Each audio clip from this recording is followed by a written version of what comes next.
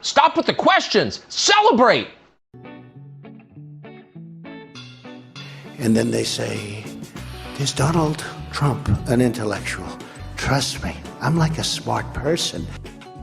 Yosemite's one of the wettest we've ever seen from the standpoint of water. Mike Lindell's a conspiracy. But you haven't. Person, woman, man, camera, TV.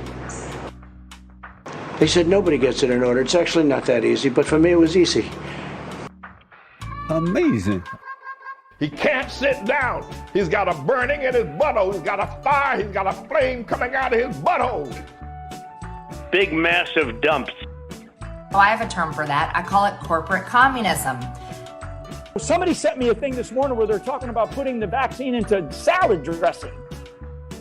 You see, this is a simple meme that you would find on the internet, but this meme is very real. You ain't seen nothing yet until you see the flaming butthole. Putting us on our knees to China. Now witness the firepower of this fully armed and operational battle station. Get the out of my house!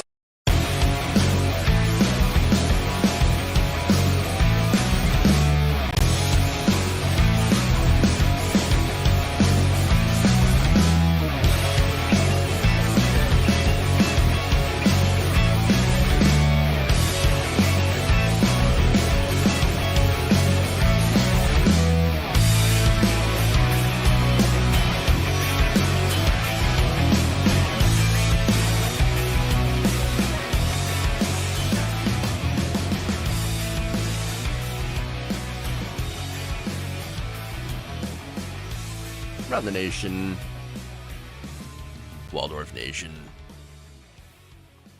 What's up, everybody? Welcome to the show. It's Wednesday. We got a good Wednesday show for you all today. Lots and lots of Republican infighting. It's fun. We're gonna watch them. We're gonna let them fight. Let them fight, and it's a lot of fun. So I think you'll enjoy it. Yes! All right. So, look, of course, we're going to talk about Kari Lake. Yes, Kari Lake, once again, making an appearance. We have Michigan Republicans getting into a physical altercation. Well, then, I didn't see that one coming, although maybe we should have. We have Trump electors versus each other, the fake ones, and... that stuff. Plus, we're going to talk about, of course, the recent tapes that were released in Oklahoma. And there's also a story about Portland cops making racist statements as well in response to a survey. So, geez. And then, of course, the big story of the day, Dominion's lawsuit settled. What do I think about it? Good or bad? Controversial opinion. There will be some controversy in the show. You may or may not agree with me. Oh boy. We'll get into it. All right. So, with that, why don't we dive into the first story here? Before we do, like and share the stream. Very important that you do so. Helps us out, as usual. All right.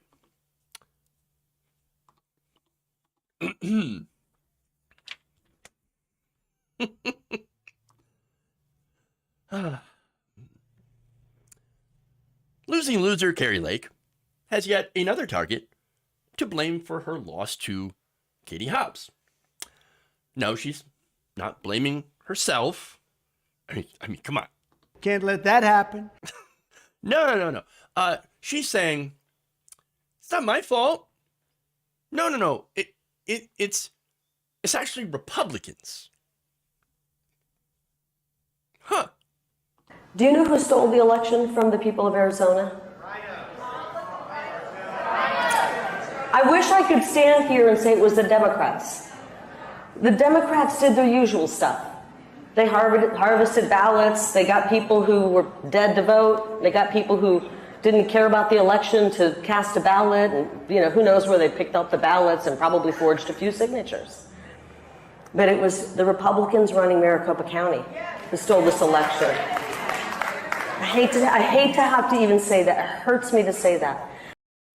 It really hurts me to say that. You know, all the lying. Yeah, yes, it must hurt to constantly lie all the time about nonsense things. Again, everything she said there, oh, you know, the usual tricks that they do, the usual stuff, which has not been proven whatsoever at all. So, no, they did not do those things. But then it goes on to say, well, but it's actually the Republicans that were running Maricopa County. Those are the people who stole the election from me. I should have been the winner. No, you know what this is? Cope. It's cope and seethe. It's pure.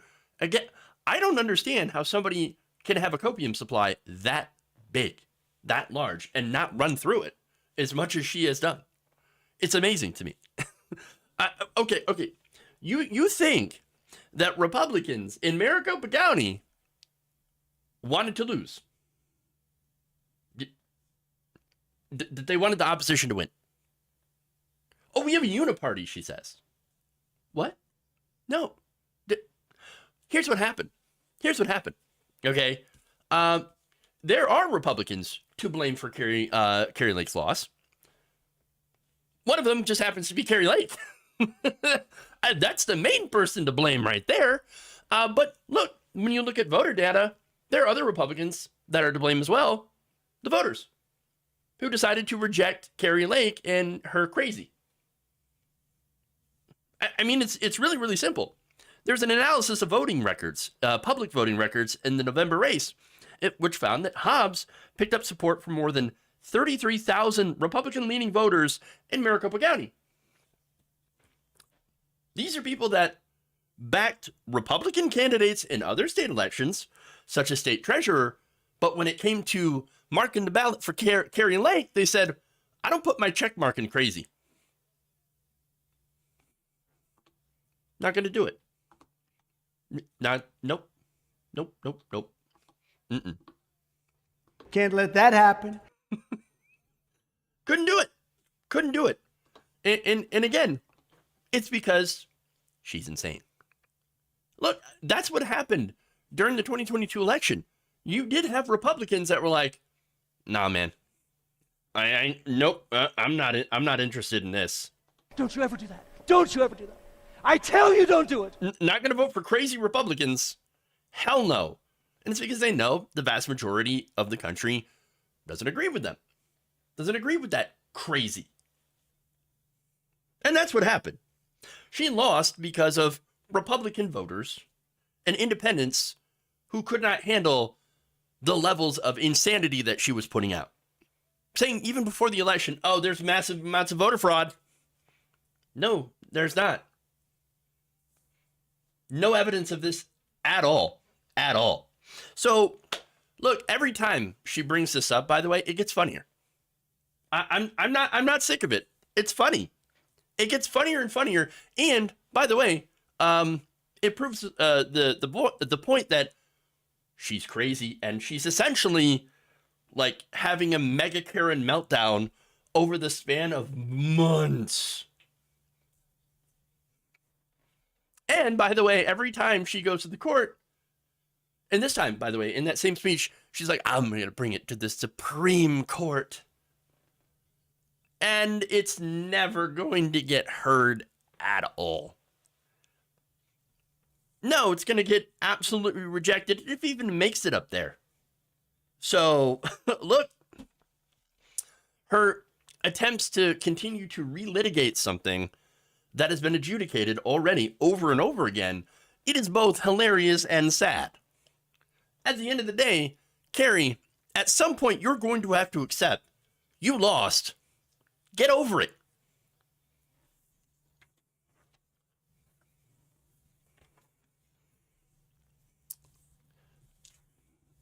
Sad day for you. Okay. Man. I think this really sums it up. Bitch, move it along. Okay. It really is a very, very fitting soundbite.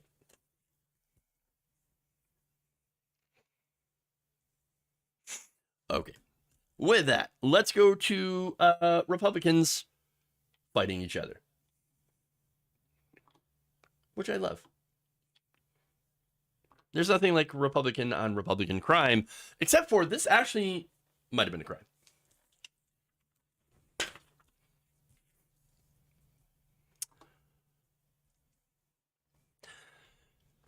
Republicans in Michigan are having a bit of a tough time right now.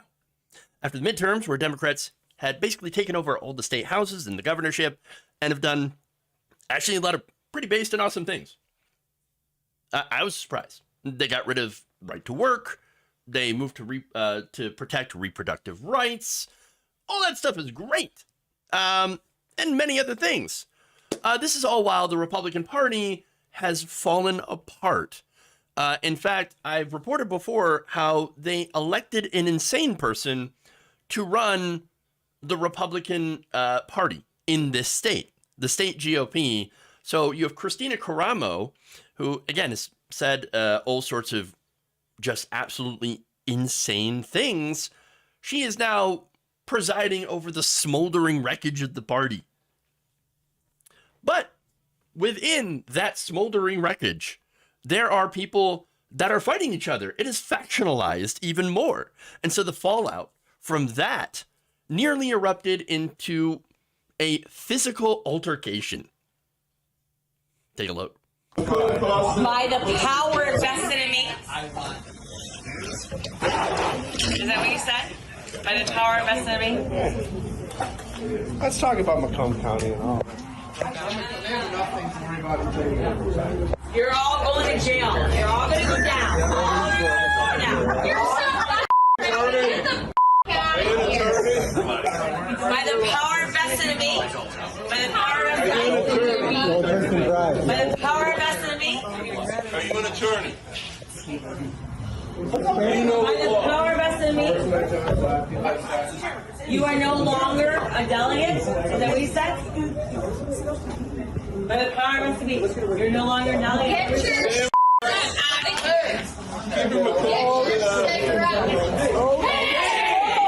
Now we got a problem. Now we got a problem. Now we got a problem.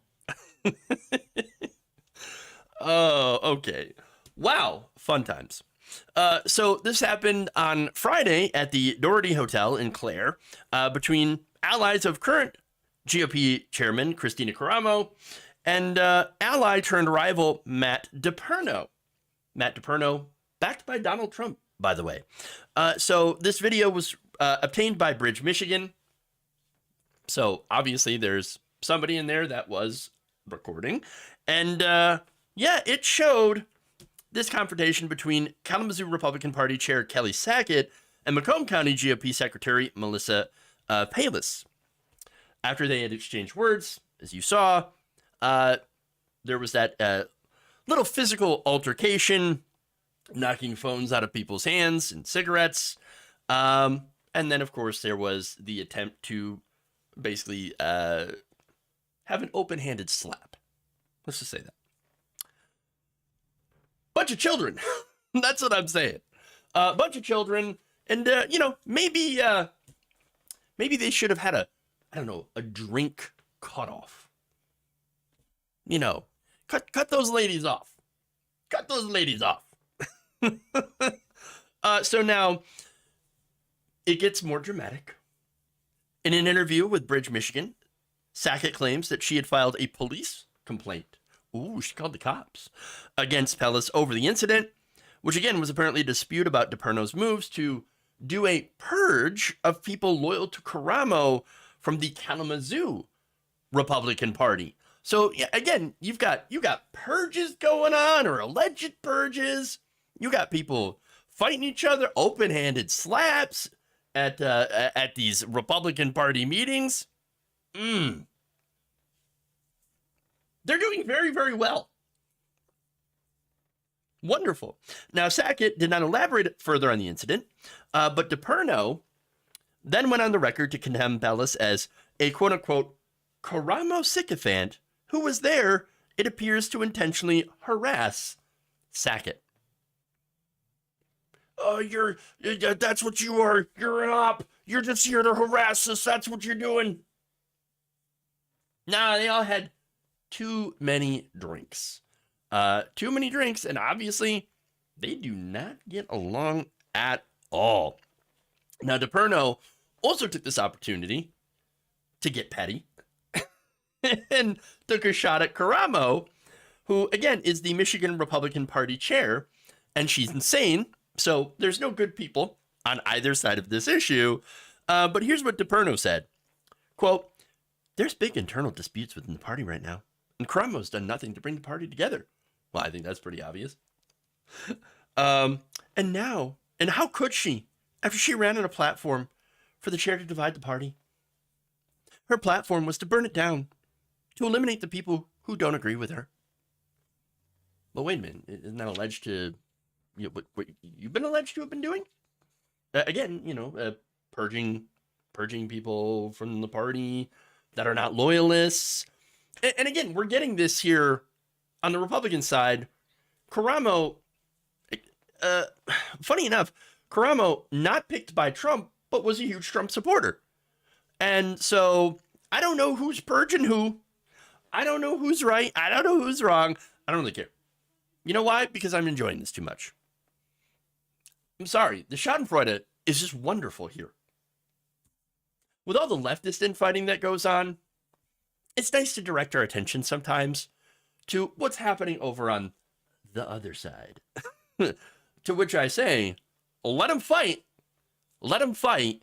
Because the more they turn on themselves, the less of a chance they have to get together into a cohesive unit in order to regain power. That's the last thing we need in this country is for, and I'm going to disagree with Nancy Pelosi on this one, we do not need a strong, unified Republican Party. Okay. They're all wrong. Well, yeah, they're all wrong. True. Okay, you called for it.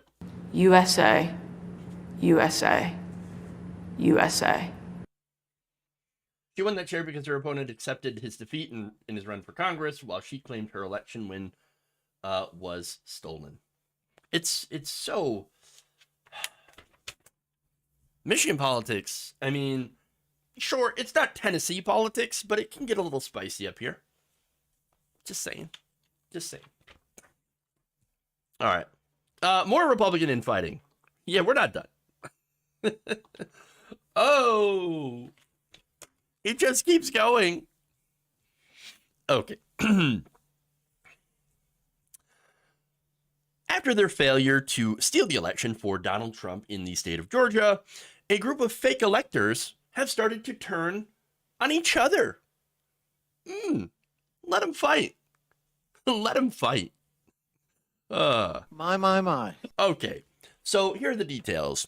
On Tuesday, the Daily Beast reported that Fulton County District Attorney Fani Willis had written a memo, which in this memo, of course, is a legal memo to a state judge, basically detailing how there's infighting between these fake electors and that their lawyer, who represents 10 out of the 11, should be, should not be part of this case. So, again, more details. According to the memo, prosecutors in July last year had allegedly dangled some immunity deals for alternate electors who were willing to cooperate with the investigations. So Fani Willis, of course, is running an investigation looking into election interference. That's possibly a gigantic problem for Donald Trump, since Donald Trump, of course, had that famous perfect call with Brad Raffensperger when he was asking for 11,780 votes. One more than what we need to win the election. Find me some votes, he says. And then, of course, along with that, you had the fake electors. Willis originally was just looking into that, and then that expanded. So, oh boy.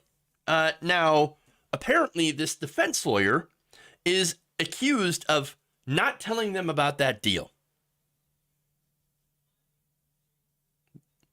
Well, hey, okay, first of all, if you have a defense lawyer that is not telling you about a potential deal that could save your ass, I would fire that attorney. I mean, I'm just saying, that's not a good thing at all. Now, following a special purpose grand jury recommendation in December that the DA seek indictments against some of the people that were involved in this fraud scheme, and that's what it is. These are fake electors. These are fraudulent electors. They're not the real electors, but again, this was part of the plan to try to put these electors in to make the Electoral College keep Trump in power. So it was an attempt to steal this election. And let's keep it real. That's what it's about. So now the investigators have turned up the pressure here and met with some of these fake electors. Now, this happened last week. And, well, once these investigators were like, hey, did you know we offered you an immunity deal? They're like, what? Wait, what? Hold on. What? You offered me an immunity deal? I never heard about that. Oh, yeah, of course I'll take it. Yeah, of course. And so now the result here is you have these, fake electors that are ratting on each other. It's so good. Yeah! It's so good to hear them fight, to watch them fight, and to turn on each other. You love it. You love it. On Wednesday and Friday, some of the electors stated that another elector committed the acts that are in violations of Georgia law, and that we were not a party to these additional acts. And that's according to Willis in her court filing, which I say, oops. So obviously the lawyer, this could have a big impact on this lawyer. Willis's memo called the situation, quote, an impractical and ethical mess because 10 of these fake electors were being represented by a single Atlanta defense lawyer named Kimberly Burrows Debrow. The DA's office is using the details in order to make the case that the judge should intervene and disqualify this defense lawyer. The DA also accused Debrow of highly unethical behavior. Gee, not a surprise when we're dealing with pro-MAGA lawyers. I mean, they're really kind of reaching the bottom of the barrel here. Okay? Bottom of the barrel. Now, several of the fake electors interviewed last week revealed that they had never been told about the immunity deals because Debrow never conveyed the message. The DA said that failure is in, quote, direct conflict with what Debrow's fellow defense lawyer Holly Pearson had told the judge in August of last year. Oh, so lying to a judge. Oops. If this is true, what an absolute and utter disaster. Wow.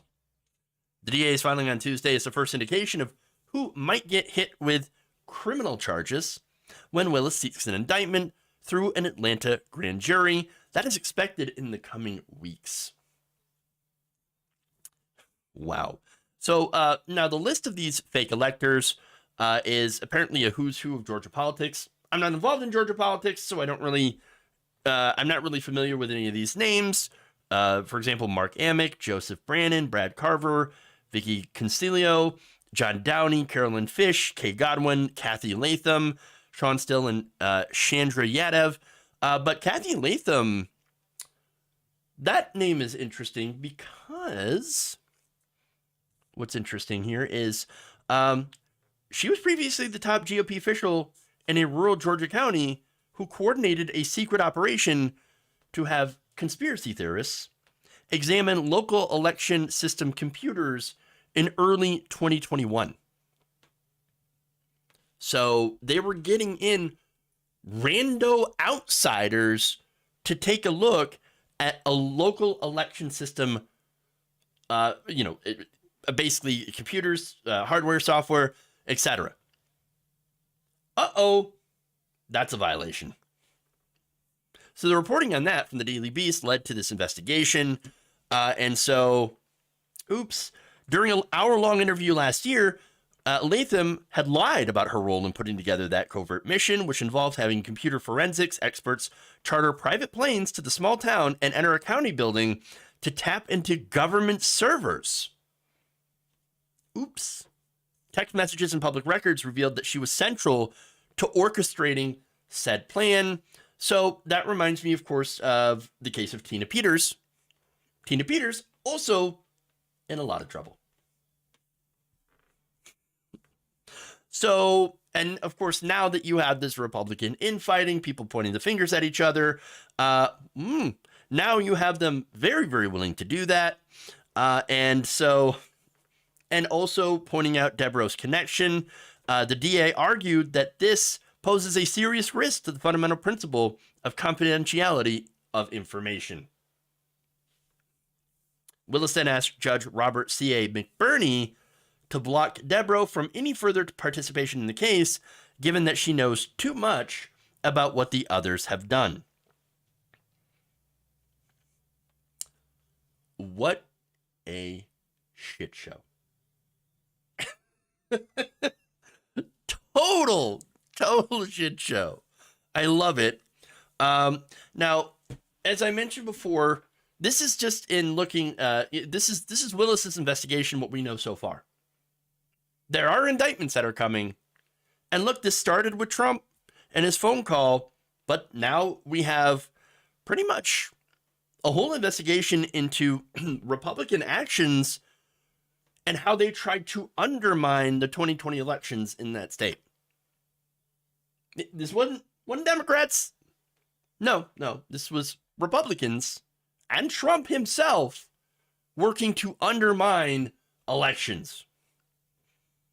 Which, of course, tells me that once again, every accusation from them about, the election interference and you've got so much fraud, and no, every accusation is a confession.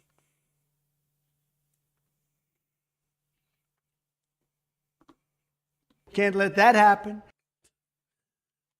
Too late. Already has. Always projection. So much projection here. Like, holy crap. Okay. So let's go from Republicans fighting each other to the Dominion Fox News settlement. Oh boy.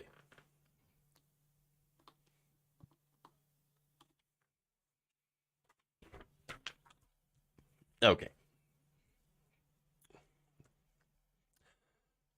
On Tuesday, Dominion Voting Systems and Fox News reached a very surprise settlement for a total of $787.5 million. This is right before they were scheduled to begin their court battle. So, wait, that was, again, a bit of a surprise for all of us who were hoping that, again, this would go to trial, there would be a jury, and there would be deliberations, people that would have to testify, Fox News hosts, executives, etc., and basically, outline the role they had in lying to the American people. But that did not happen. It did not happen. So they ended up getting, Dominion did half of what they were seeking in damages after these Fox News hosts had spread nonstop conspiracy theories about voting machines on behalf of Donald Trump, and of course, in order to keep their audience.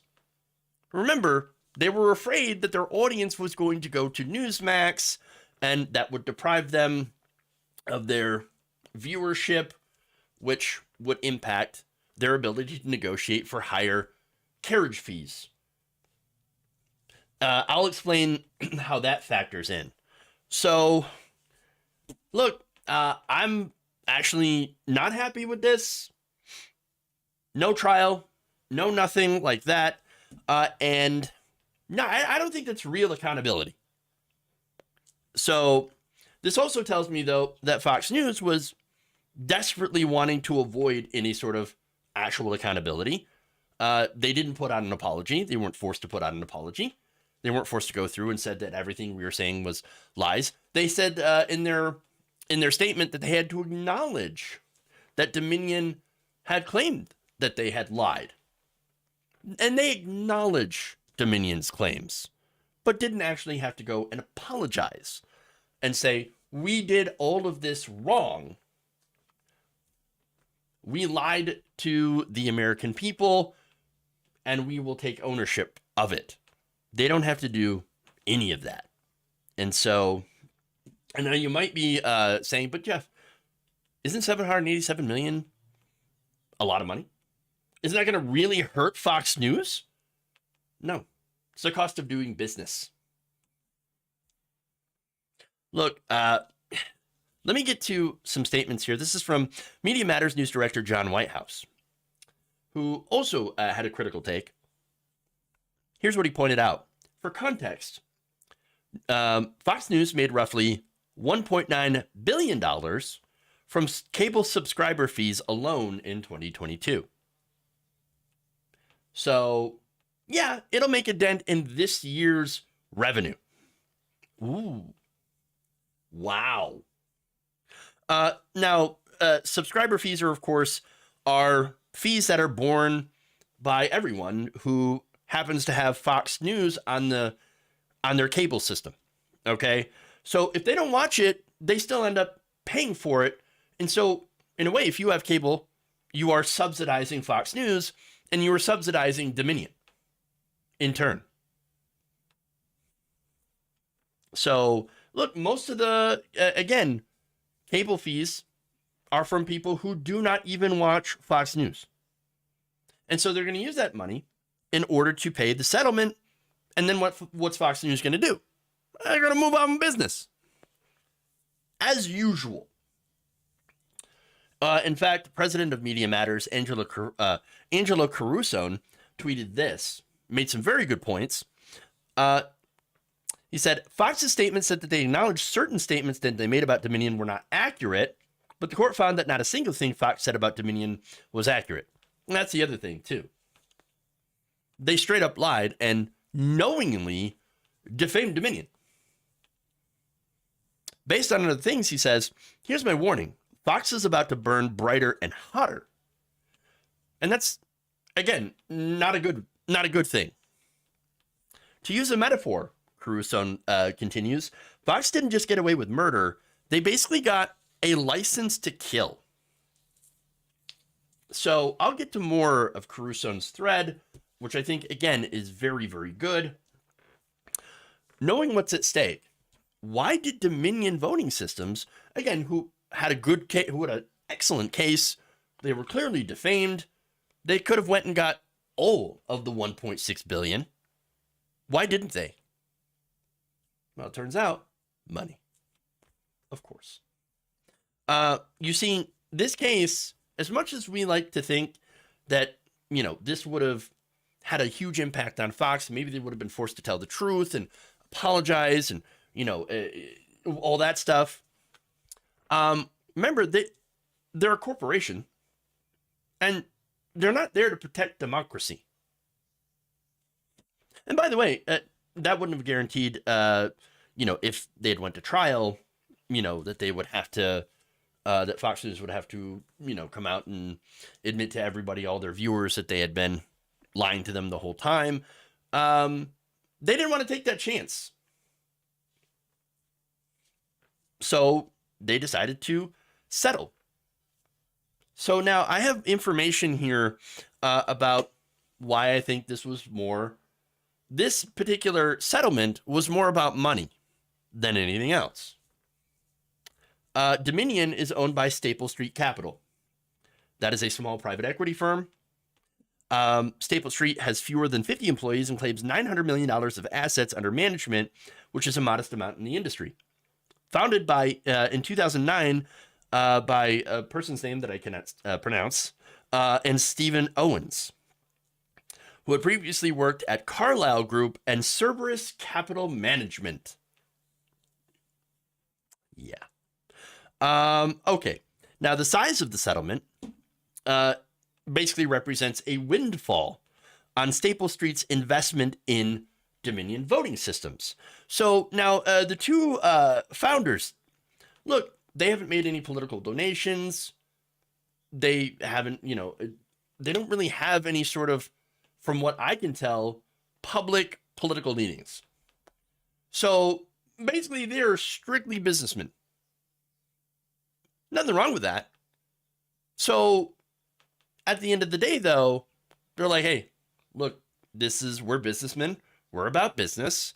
And this windfall, we got offered a last minute settlement. Take it. And again, Fox News was very desperate to do so because they knew that if they did go to trial, they would have been absolutely wrecked. And look, until a few days ago, Fox News didn't want to settle, or at least had said nothing about settling. And then a couple of days ago, there was news reports saying, well, Fox News, actually, they are looking at settling because of all the damning information that had been coming out. So from a business perspective, this makes all the sense in the world. From a trying to protect democracy and honesty in media, this sucks. And I'll be honest. So now, Dominion, let's just say the controlling stake in Dominion cost $38.3 million in 2018, according to a filing. Dominion's expected revenues in 2022 would have been $98 million, according to the filing. So this $787.5 million, oh, it's a huge, gigantic windfall for the investors. For anyone who has stock in Dominion, well, they're going to make out pretty well.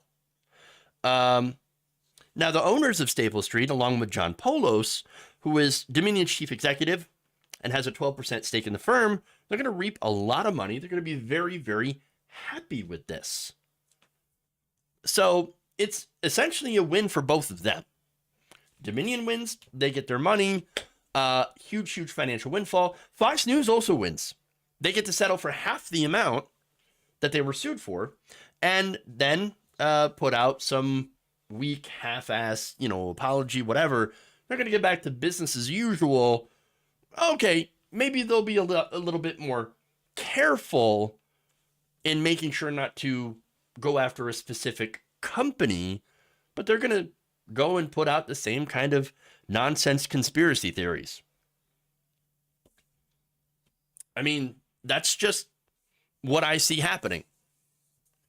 Now, in its discovery efforts, by the way, Fox did unearth a message from a former Staple Street employee to a current executive that noted, quote, would be pretty unreal if you guys like 20 times your Dominion investment with these lawsuits. I mean, and they did. And by the way, it's not that the money wasn't owed. Oh, no. This was, again, a clear case of defamation. Fox clearly went after this company with malice. And the company, by the way, does deserve their compensation. And I'm not saying that they don't. But at the end of the day, my issue is this is not going to change Fox News. Yes, is it a measure of accountability to Dominion, who was a harmed party in this? Absolutely. They were clearly wronged, but it's not any accountability to journalism. It's not any accountability to media. And so I don't think it's going to change Fox News at all. In fact, following this, Fox put out a statement saying, quote, there's nothing more newsworthy than covering the President of the United States and his lawyers making allegations of voter fraud. Freedom of the press is foundational to our democracy and must be protected. In addition to the damages claims being outrageous, unsupported, and not rooted in sound financial analysis. So they're already, again, saying the same thing after having to settle. So like, oh yeah, it was all BS. I mean, not rooted at all in sound financial analysis or, these claims are outrageous. Can't believe it. And they're also getting ready for the eventual Smartmatic suit, which is, again, even more money. But the point of saying this is that it's the same defense they used with Dominion, showing you that they learned absolutely nothing. There is no accountability at its core. So let's go back to Carusone, who, again, summed this up. He said that Fox News is going to take this license to lie, the license to kill, they just purchased, and pivot to rebuilding audience bond. What does that mean? It means conspiracy theories. It means the same old stuff, just in a more coded way. In fact, he said, Fox will feed viewers the rarest of meat. Oh, I have to. Tighten up my meat. I like my meat tight. Work audiences into a frenzy and leverage that for political power. And this is the most important part, for cable carriage increases. So, look, this is a significant sum of money. And what Smartmatic is suing Fox News for on these same grounds, a significant amount of money. So what's Fox News going to do? They're going to want more carriage fees. Yes. Look, a lot of us were hoping, saying, hey, maybe this will force these providers to stop paying Fox News for the carriage fees that they make a lot of their revenue from. But I don't see that being the case. Even though all of the, information that has come out from, this lawsuit showing, again, that Fox News lies constantly to their audience and they do it for money, it hasn't impacted their ratings whatsoever. Their ratings are fine. Their audience says, no, you understand. We like it when you lie to us. Please keep doing so. That's dangerous. And so there's a lot of strength, unfortunately, in Fox News' ratings. That means that, these companies, these carriers might actually bend to that demand from Fox News to raise their carriage. Since they went through this entire thing and were able to settle with no long-term, at least no short-term, I don't know if there will be long-term impacts to their business. But they were able to get through this just fine. And that's going to signal to the carriers, we can keep running this. We can keep, Fox News on the air. Not a problem. And Fox News will say, well, look, we went through all this. We settled it. Now we would like more carrier fees. Pay us more. Because obviously there's a base here of support that's never going to go away, no matter what happens. No matter what happens. Looking at it from a business perspective, why wouldn't these companies pay to keep Fox News, to carry them?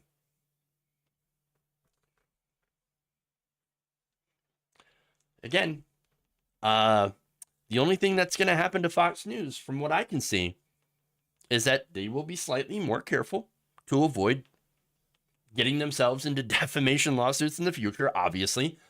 But they're still going to find ways to promote conspiracy theories and do the same kind of segments they've been doing all along. In fact, as Peter Moss writes in The Intercept, and I think this is on point, he noted that the network, through this settlement, has escaped the legal, moral, and financial punishment of a judicial verdict. And then adds this: we probably shouldn't be surprised by this outcome. One terrible limb of American capitalism was always unlikely to save us from another terrible limb. So, I agree. To lose and settle in a defamation case because the sheer amount of evidence stacked against you and see little to no pushback from the consumers is absolutely bonkers. Yeah, welcome to the modern media landscape. It's insane, but it's exactly, unfortunately, what is happening.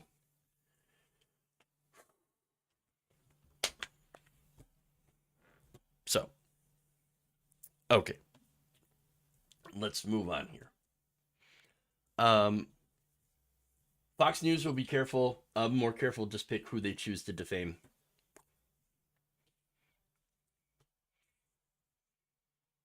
Now, if it's people with absolutely no power,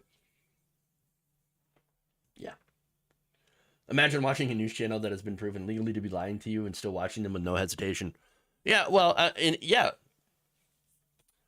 And then, of course, to be fair, I know, I can't believe I'm being fair to Fox News viewers. If that's the only thing they watch, they'll never know because Fox News didn't cover it. Fox News didn't talk about it. They didn't have to talk about it. They weren't forced to talk about it. So they just ignored it. Oh, yeah, it's not actually happening. Lawsuit? What lawsuit? We have an immigrant caravan coming in. So that's how they get away with it because, unfortunately, a lot of their viewers are just stuck in a bubble. You know, they sit in the couch, they turn on Fox News, and they just watch it all day. That's it. And, of course, there's other things like cognitive dissonance, you know. But, yeah, unfortunately, no, I don't see any lasting consequences or any changes. So, sucks. Hate to be the pessimist here. Okay. Oh, yeah. Here we go.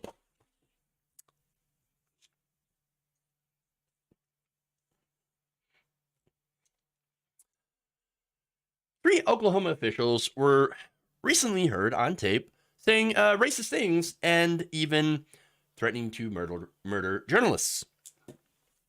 Recently released audio from a March McCurtain County Commissioner meeting. County Commissioner Mark Jennings, who, by the way, has apparently resigned, so that's breaking news, along with County Sheriff Kevin Clardy and County Sheriff employee Alicia Manning, were heard saying these remarks. Take a listen. Realized, like your job, I heard the other day, said, I heard 10 or 12 people go to the sheriff. I said, let's get 20. They don't have a clue what they're getting into. Oh, yeah, not because this day and age. But everybody. I'm gonna tell you something. If it was back in the day, when Alan take a damn blackjack, whoop their ass, and throw them in the cell, I'd run for sheriff. Yeah. Well, it's not like that no more. I know. Take them down here on Mud Creek and hang them up with the damn rope. Yeah. But you can't And do the that. thing about it is, they got more rights than we got. Yeah, but the thing of it is, you know, We actually told the truth. I've known 2 or 3 hitmen that were very quiet guys. Yeah. And would cut no mercy. Yeah. In Louisiana, because it was all mafia around Louisiana. Yeah, but here's the reality. If the hair on his wife's head, Chris Willingham's head, or any of those people that really were behind all that, if the hair on their head got touched by anybody, who would be the bad guys? Who'd you blame for? Yeah. Wow. Okay. So, I taking down a moon crate, hang him up down the rope. Oh, they got more rights for me to. What the hell are you talking about? Okay, first of all, again, super racist. And also, you're talking about murdering journalists. I know, hitman. That's not a good thing. That needs some investigation. You know? So now, according to McCurtain Gazette, its employees, a father and son duo, Bruce and Chris Willingham, were the ones being threatened with lynching in those tapes. Now, we're gonna dig big holes for them too. What did they do? Nothing. They did journalism. That's what they were doing. Now, that recording took place on March 6th, the same day that Chris Willingham had filed a lawsuit against Clardy the Board of Commissioners in Manning for violating the First Amendment. So, wait, they did, again, journalism. And so these officials, these are county officials who are supposed to be serving the community and protecting people's rights, say, no, we don't want to protect your rights. We're going to crush your First Amendment rights. And now when you get mad about it, then we're going to talk about murdering you. Gee, no wonder they didn't want these tapes coming out. I'll get to that as well. But look, understand, this recording tells you exactly who these people really are. This is what they want to hide. Now, for nearly a year, this is according to Kristen Jones, an attorney for the Williams. They said, for nearly a year, they have suffered intimidation, ridicule, and harassment based solely on their efforts to report the news from McCurtain County. Governor Kevin Stitt, who said he was both appalled by and disheartened to hear the horrid comments, called for the officials to resign on Sunday. Now, again, we heard that Commissioner Mark Jennings has resigned, but I'm not entirely sure about the other two as of right now. Now, Stitt has also requested an investigation into the situation by the Oklahoma State Bureau of Investigation. Now, that's the response from Stitt. Then we have protesters that are actually in favor of getting rid of these officials, which I think is great. And by the way, like, don't count out people in Oklahoma. I know there's a common theme that, you know, we on the left sometimes tend to say about people living in red states. Oh, you know, no. There's good people. There's a lot of good people there. Dozens of county residents, angered by the officials' comments, picketed outside on Monday the headquarters of the McCurtain County Commissioners in the town of Idabel. So you do have people that are good people that are sticking up for the rights of journalists and also against this horrific racism. I'm glad they're against it. But also, let's be honest, this happens in a lot more places. It doesn't just happen in the South. It doesn't just happen in red states. Racism and, you know, authoritarianism is everywhere. There are racist police officers. I know, shocker, right? And yes, there are people who are racist that also, you know, hate journalists, hate the First Amendment. They hate it when people try to hold them accountable. And so, yeah, behind the scenes, they are saying terrible things. Now, get this. Late on Monday, the McCurtain County Sheriff's Office put out a statement, and it's absolutely hilarious, saying that this recording was, quote, illegally obtained. Oh, illegally obtained. You see. Oh, and it appears to have been altered. And may have been produced in violation of state law prohibiting secret recordings by third parties. So wait, what is it? If it was illegally obtained and illegally recorded, isn't that you admitting that it's authentic? That's true. But of course, then they had to add, well, I mean, yes, it was, I mean, it's mostly legitimate, but you know, it was altered. Which part was altered? I mean, all the stuff about digging holes seems like it's pretty hard to alter that. And again, there are ways to tell if you can, you know, if you have messed with an audio recording. No, the whole thing was a pretty desperate response, in my opinion, to, you know, try to protect people who said really, really horrible things. Again, talking about murdering journalists, lynching them, talking about hitmen and hiding the bodies. No, unacceptable. Absolutely unacceptable. They all need to resign and also should face some charges for these threats. So that's the next step. Okay. They also mocked a woman who died in a fire trying to save a dog. Yeah, I know. That's also horrifying. So these people are just awful. Awful, awful people. Yes, I wanted to kill journalists, but because it was illegally obtained, I shouldn't face any repercussions. Authoritarian logic 101.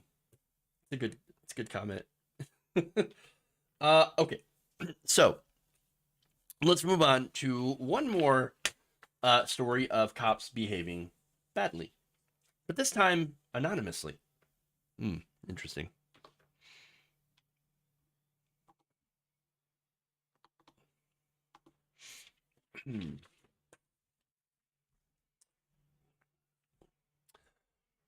Police officers in Portland reportedly left racist, ableist remarks on a survey over some recent training to help them be better towards the LGBTQ community. So now this is according to a story from Oregon Live. Unidentified officers left these derogatory remarks on an anonymous survey, lucky for them, on training about how to refer to and interact with people in the LGBTQ community. This is a way to try to, that was put forward by the city, to try to make it, to restore trust between the police and these communities. So now the statements, according to city-hired consultants, revealed ableism, racism, and white supremacy, and the need for more equity instruction.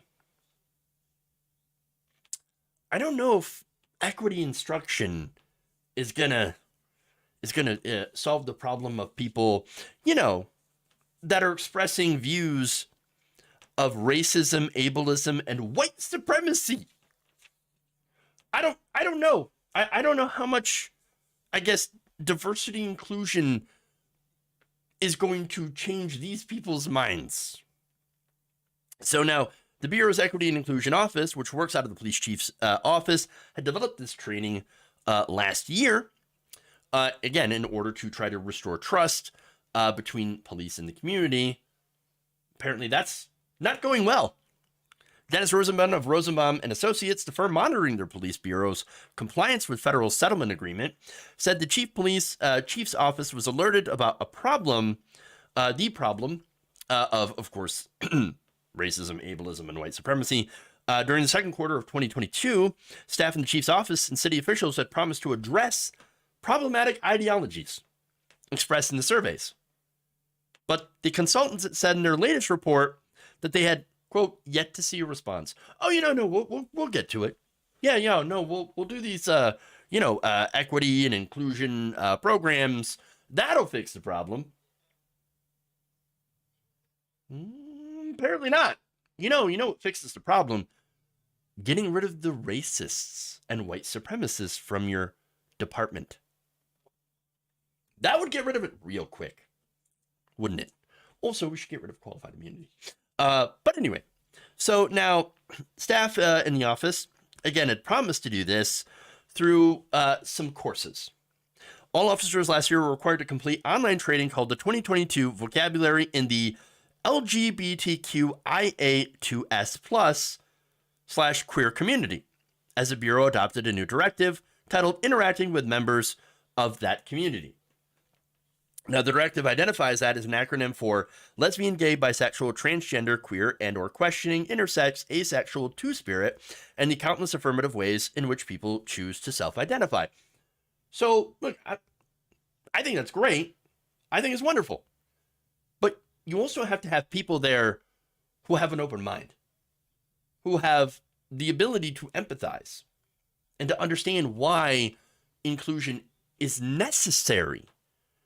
You're not going to be able to get a bunch of racists in the room or homophobes or transphobes and be like, hey, by the way, you should respect people's pronouns. What are they going to do? They're not going to respect their pronouns.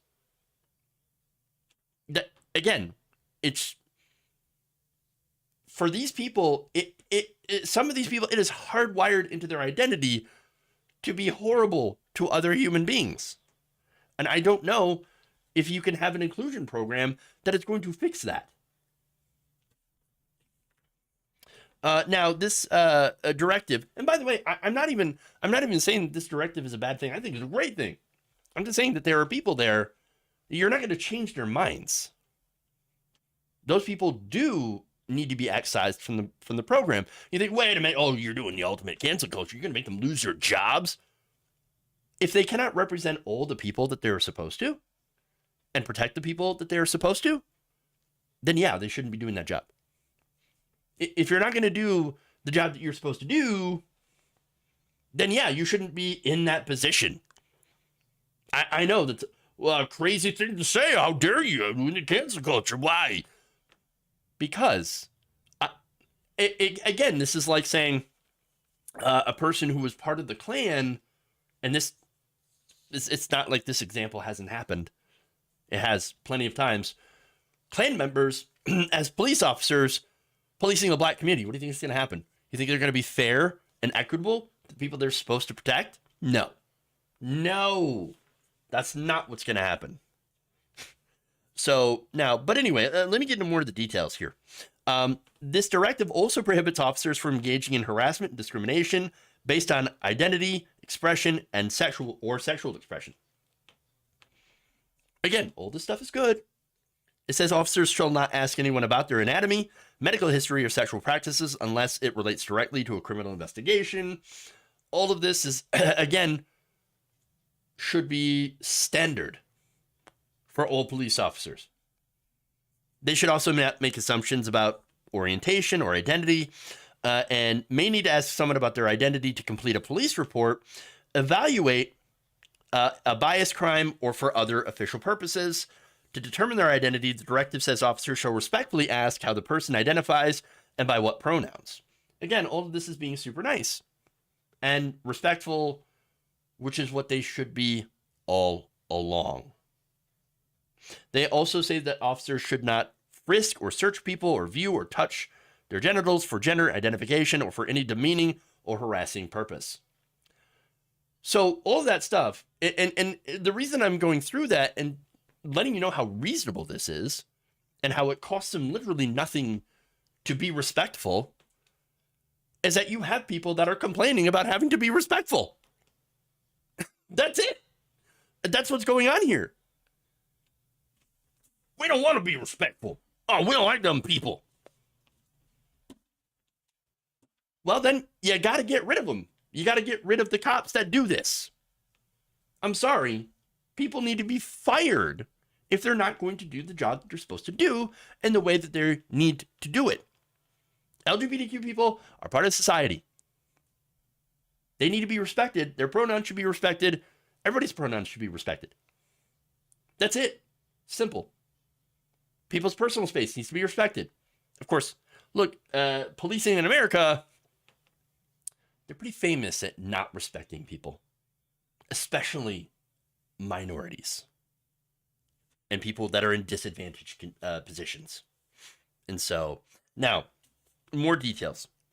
While Bosenbon's report didn't cite specific examples, and they should have, it said that the feedback from some of the officers was indicative of racism, ableism, and white supremacy, but noted that he didn't know how widespread the problems might be. Quote, but we do know there are people in the organization who hold these feelings. Then get rid of them. Now, the police chief, of course, was like, oh, hey, no, we're going to downplay this completely. And he did not respond in the Bureau to these remarks because, quote, anonymous responses serve the purpose of informing policy and training without the threat of discipline, and commenting on anonymous responses would only serve the purpose of quelling respondents' true responses. So, would therefore be inappropriate. Basically, we don't want to know. We don't want to know who among you is the racist. Because then we would actually have to do something about it. That we would actually have to, punish them or get rid of them. Now, we can't do that. Because nobody would want to be a police officer if we actually hold them accountable. Make them do the job they're supposed to do. Now, this spokesperson for the police, Lieutenant Nathan Shepard, added that Rosenblatt report didn't say officers actually used the language, but the anonymous comments were indicative of such language. Potato, potato. They say he referred to black people, or they referred to black people as monkeys. I don't know if that's racist. Everybody likes monkeys. I don't know what you're talking about. This is ridiculous. No, it's a cop out. This is a cop out, literally. He also argued, by the way, that indicative could literally mean anything in today's world, where almost anything someone says can be offensive to someone else. You know how they are. They're so, easily offended. What snowflakes? I mean, you know what I'm saying? You're always looking to be offended by somebody. No, this guy, terrible, terrible person. Not buying it at all. Again, it's not like we haven't found racist attitudes among police and in policing.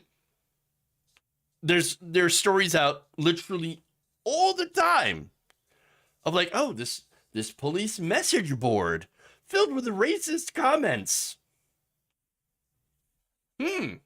Or, oh, we've got another racist, recording of racist police officers. Here we go again. We've got another story of police officers shooting an unarmed black man. Can't figure out if there's any sort of racism in our policing, though. No, I think it's quite obvious.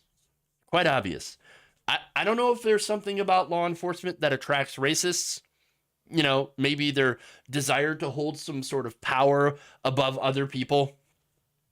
In fact, I think that's probably exactly what it is. Wanting to hold power over people that they don't like in order to come for them. And all from their own deep-seated insecurities. Look, I understand the attempt of what, Oregon is doing. And I appreciate what they're doing. Because I think inclusion is important. Being respectful. This is something that I say all the time. Yes, we do need more respect for, all the diverse communities. Absolutely. But cops are not going to there's a lot of cops that are not taken to it. Some are, and that's great. But I'm not, I don't know how many don't, and how many actually have these deep-seated hatreds towards the people that they're allegedly supposed to protect. And so you can't really trust them. You can't really trust these officers to treat everyone equally the way that they're supposed to under the law. And so there's a lot more work that needs to get done on that front. And we're nowhere near close to having a police force that any community, other than, of course, wealthy white people, can trust.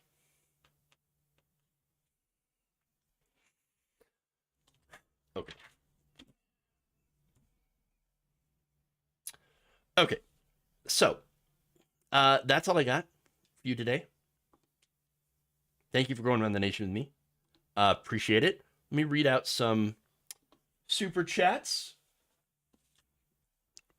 over on our YouTube page. Gabby Mathis, thank you for the 2 gifted subs, memberships. Sorry. Appreciate that. Jonathan Leiter, thank you for also gifting a membership. Mithril, thank you for being a member for 6 months. Welcome back. Still here. You're not getting rid of me that easily. Yes! Okay. Welcome. Glad you're doing well. Gabby Mathis says, no more gifting. My last gift didn't go anywhere. Is YouTube ripping us off? I don't know. I'm not sure what's going on that. But again, if you want to support the channel and you want to avoid, YouTube, if you have any issues, we always have, of course, our Patreon page. It's on the ticker, patreon.com/Jeff Waldorf. You can go to support the channel that way as well. Okay. But thank you for all the gifted subs. And finally, Jonathan Leiter with a very kind super chat. says, in America, it is your God-given right to be stupid. That's right. USA, USA, USA. God bless America. Okay. Anyway, Twitch community. I'm not gonna forget about y'all. All right. So let's go into our Twitch community. Rielen, and thank you for gifting a tier 1 sub. Appreciate that. Tom and Tim, also, thank you for resubbing Prime. Happy to show my support. Wish I can contribute more. It's all right, Toolman. I appreciate you for all that you can do, for all the support, by the way, for sticking around so long. I am sorry to hear about your prognosis that I saw yesterday, but I'm glad to have you here for as long as you can be here, and because you are a valued part of the community. All of you are. So thank you, and I appreciate you all for everything. All right. With that, okay, let's do a raid on Twitch here, by the way. Twitch community. Let's do a surfs raid here. Everyone, thank you. Please like and share the stream. If you haven't already, check out our videos on our YouTube and Facebook pages. That's it. Love you all. And remember, change begins with you. Good night, nation.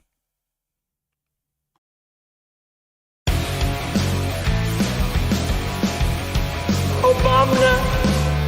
Person, woman, man, camera, TV. I know words. I have the best words. Win, win.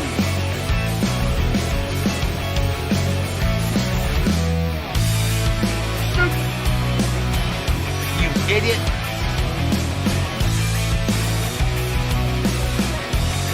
Tighten up my meat. I like my meat tight.